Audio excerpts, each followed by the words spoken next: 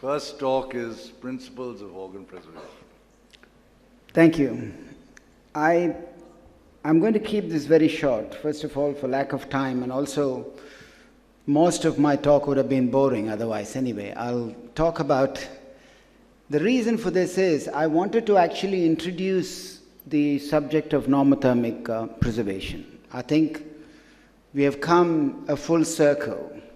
A lot of young surgeons here have taken organ preservation for granted, actually, because huge amount of work has been done and we have not seen huge amount of problem other than in marginal organs in terms of preservations. So we are in a very comfort zone. I think it is very important to know where we have come from and how we have reached and how people have worked hard to achieve where they've achieved. And what we are now seeing has all been thought of before. Even the normothermic machine perfusion is not a new idea, it's an old idea. And we look at that. So the reason for preserving really preserving an organ is to preserve function, and you get additional time to transport the organ, select the recipient, get the surgical team. Otherwise, it was all done in a hurry. So really, as early as the early 20th century, people have had thought about those ideas. And one of the major problems with grafts were vascular thrombosis, mainly outflow. I mean, part of that could have been immunological as well. But thrombosis of the grafts was a major problem. And really, the idea of preservation, cold preservation, came about much later in the 1960s, and huge number of people, including Thomas Starzl, Belzer, Collins, you're all familiar with these names. Roy Kahn, Marshall, they're all names of solutions now, have worked on this for very many years. And they've even looked at really freezing the organs. And I think there is a re-emergence of this as well, even though I won't talk about it. Freezing them and then thawing them to use them for the future as well. So there has been a huge amount of work. So this took two pathways. One is really a matter of convenience, where you perfuse it, take the blood away, use whatever anticoagulation, and then cold preserve, put it in a box. Very convenient way of preserving an organ. And the other, which is a complex, continuous or intermittent perfusion, without really putting it in a box. And there were proponents of both. In fact, Thomas Starzl was more keen on, in the early days, before really proper preservative solutions, they were just perfused with cold solutions or cold albumin, and then cooled down not to the 4 degrees centigrade that we think about, around 14 degrees, and then transplanted within 3.5 hours or 3 hours, was the idea of cold preservation those days. It's Roy Kahn really, and many others similar to him, were thinking about, they were clear in one thing: to preserve an organ, you need to really reduce the temperature, to shut down the metabolic or reduce the metabolic activity of the cells within the organ.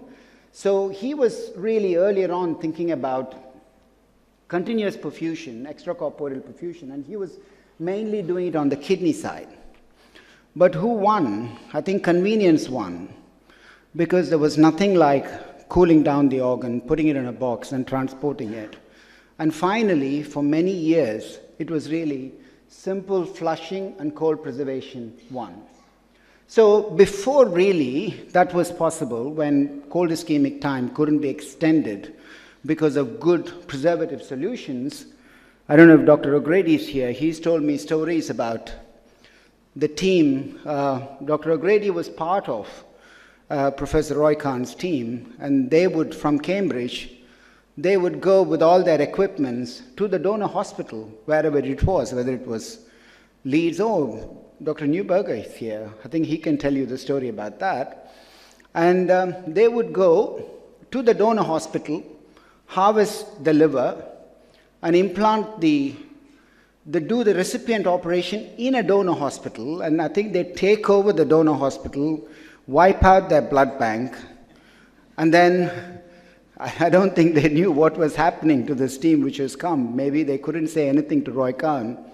And they went back with a patient in a box. They traveled with the patient to the recipient hospital, and brought back the patient dead. And that was not an uncommon thing those days, in the early days. So that's how the situation was.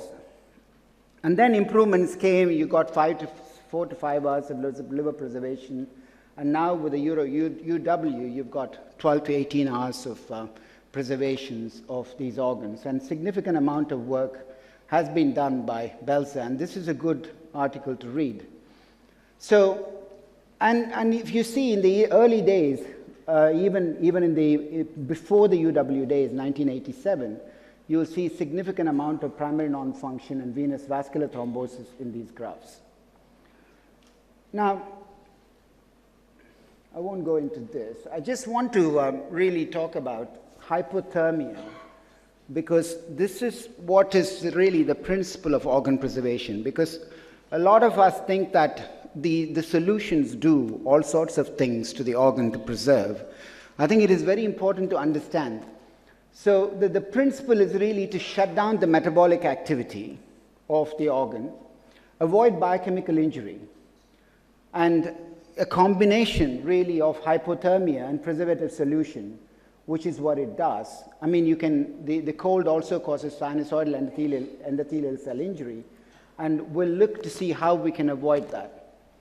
So if you reduce the temperature to 4 degrees centigrade, you can really reduce the metabolic rate to 10% of the 10% of what it is. So there is a 90% reduction in the metabolic activity of the organ by reducing it to 4% centigrade.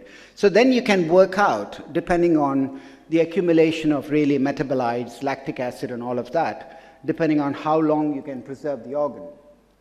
So different enzyme systems are suppressed by low temperatures at a different rate. You see anaerobic glycolysis.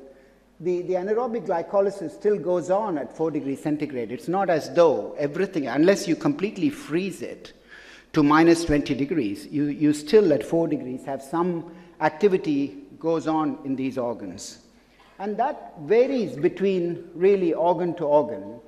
And really the kidneys are a little bit resistant to the entry of glucose compared to liver and pancreas, and therefore you can preserve kidneys in a cold temperature for much longer time than you could for a liver and kidney. And what I want to impress upon people, because there is a huge amount of practice here which does not understand that it's actually cold which preserves. And the preservative solutions are kept cold and infused to cool down the organ mainly. And cold causes injury. Cold damages the cell membrane. Cold causes swelling, and then it causes endothelial injury and all of that. So the composition of the preservative solution is to actually prevent those damages rather than actually preserve the organ. So it's only cold which preserves the organ. And the compositions varies from one preservative solution to the other preservative solution. And their primary aim is to actually prevent the damage that cold causes to this organ. So I see many of nephrologists in this country control renal transplantation.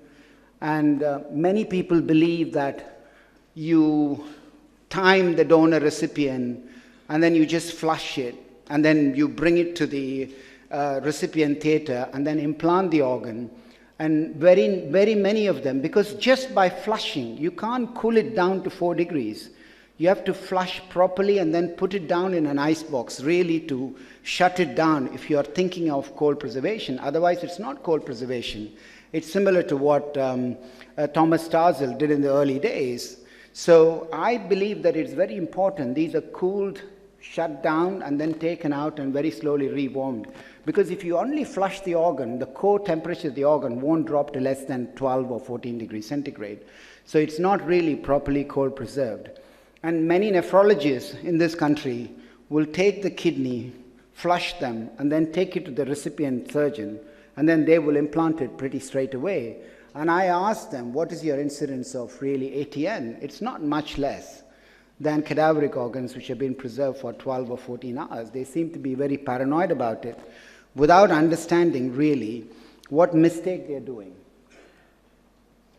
So, I mean, these are the functions of the different composition of different preservative solution.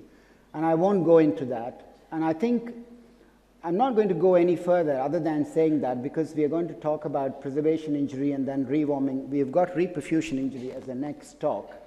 I think I'm going to stop here, I think.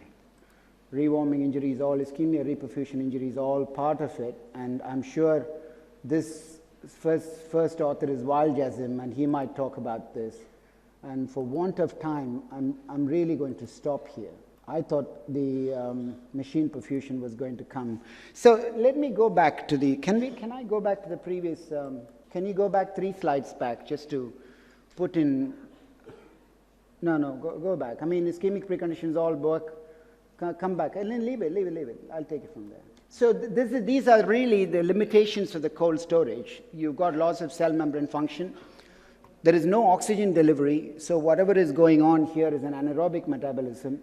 So there is accumulation of metabolites, hydrogen ions, which are not removed because they are not perfused. And then there is no way you will be able to assess the viability of these organs because they are cold preserved. And you only know that these organs are not working when you reperfuse them and put them in. And that is why I think the future of organ preservation is not going to be cold preservation, but it's going to be machine perfusion. And there are 2 ways of machine perfusion. One is as a cold solution, which incorporates cold storage, and other is a warm perfusion. I think warm perfusion is probably now winning the battle, and Weil is going to talk about that. I'll stop there. Thank you very much. Are we going to have a question answer at the end of the whole session? Yeah, I think we can skip because question all answers. are interlinked. I'd like that.